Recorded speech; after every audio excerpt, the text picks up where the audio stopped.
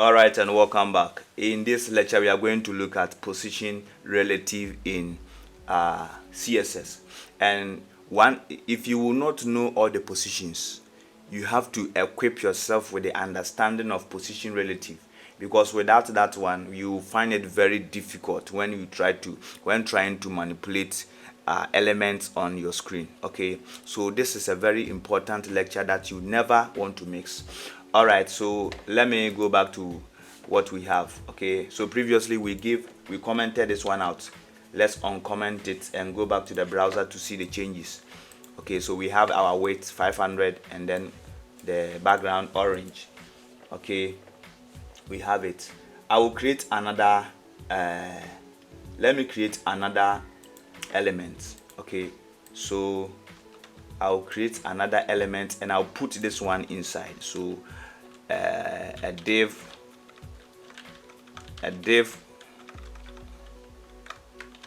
with a class of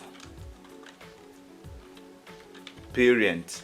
Okay, a div with a class of parent, and I'll put this one inside. We all know that the box 1 that we are seeing here is now a child of the parent div that you are seeing here. Okay, so this one is inside this one. Because it's inside, we call it a child.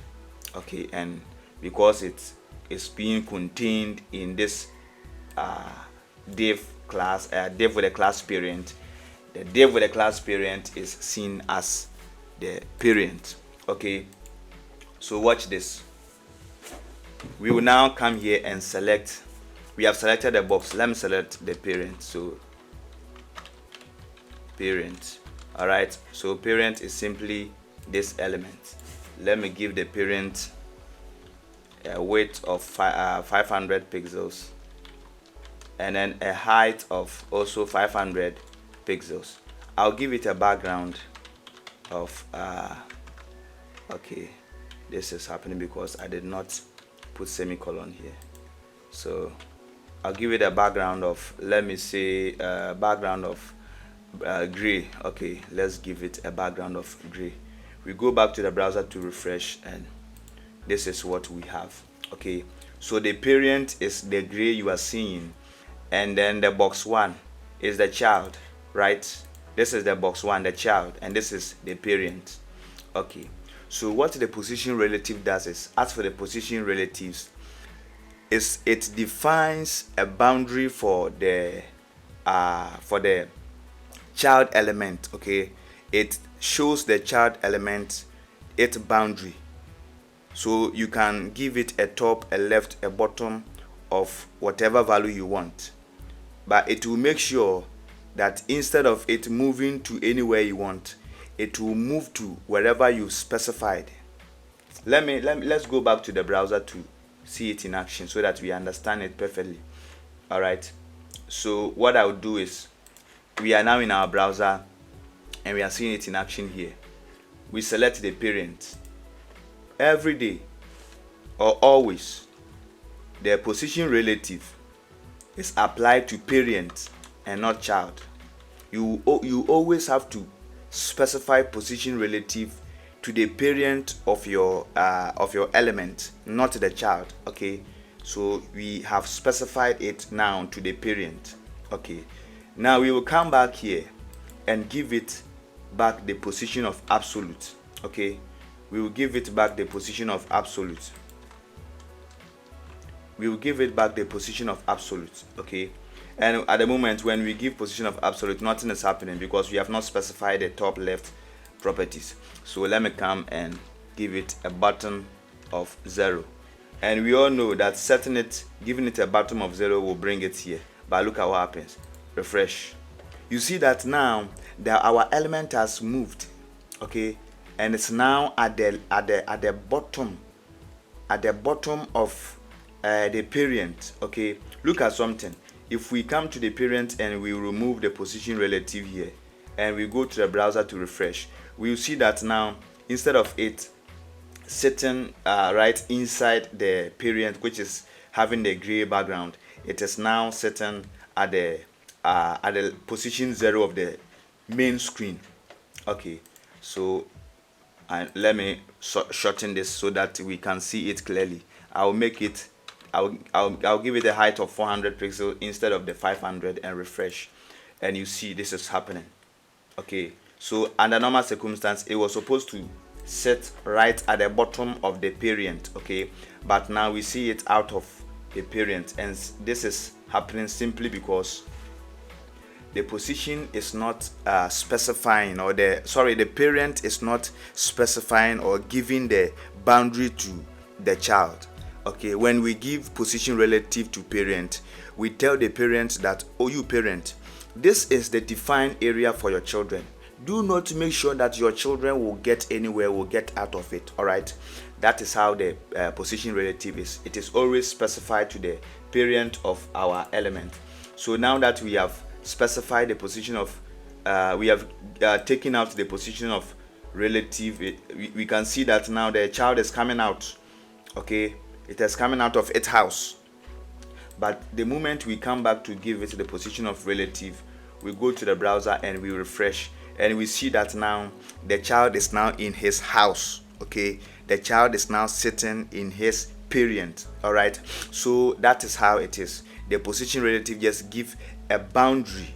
It gives a boundary to the child elements so that they know where to move to. Okay, so if we want to move this also to this side of the screen, if you want to bring it to this side of the screen, change it from here to this side, what we have to do is we have to come back to the code editor, and then it said, okay, the bottom is 0, let's give it the right of 0 also.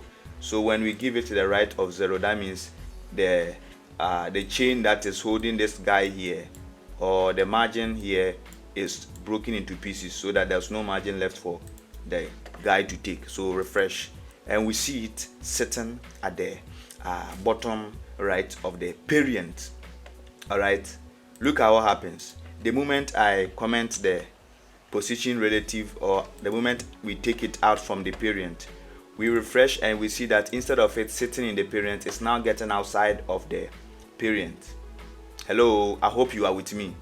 All right, so that is all about the position relative. This is very important. If you want to create amazing website content, you want to do something amazing, you need to know position relative, so that you can know how you will manipulate your element. I remember when I started with position relative, in fact I created mobile phone with position relative. I'll try as much as possible in this day to upload my code on the Telegram channel, so if you are not there, try and be on the channel. Okay, I created sort of like a China phone. All right, a China phone that you can see the buttons, you can see everything, and in the near future we are going to create calculators. All right, we are going to create calculators. When you can know how to manipulate your element like that, every website that you see, you can do them. When we get to JavaScript, that one, it's just like adding functionalities to our website. Okay, I see so many people rushing into learning Bootstrap. If you try to learn Bootstrap at this age, you are just hurting yourself. You will not understand anything. When I saw Bootstrap initially, I wanted to learn it. I was seeing CSS as a long way, but when I got the understanding, I saw that, oh, okay, so this is how Bootstrap does it. This is how Bootstrap does that. Okay, so try as much as possible and know CSS before you go to the frameworks. All right, okay, so that is all about the position relative in CSS. Okay, so let me come back and then uncomment it, refresh it back, and you see it sitting here. But one thing that I also want to say is, by default, when we come to the browser, you see here, by default, the body element, okay, this body element has a position absolute. Hello, the body by default has a position of position of relative. It has a position of relative, so it makes sure that each time you forget, or each time you refuse to give your parent element the position of relative, your children element are going to be aligned according to the body. Okay, they are going to use the body as their boundary. That means they can go anywhere. All right, so try as much as possible and use position relative on your parent element. That is the only way you can perfectly move your content, your elements across the screens, and set boundaries also for them. I will end the lecture here, but I will ask you to subscribe, try as much as possible, like the video, give us your comment. Okay, if this channel is helping you, let us know in the description below, in the comment below. Try as much as possible to also invite your friends. Let your friends also know that we have something that is ongoing here. Thank you so much, my friends, and I'll see you in the next lecture.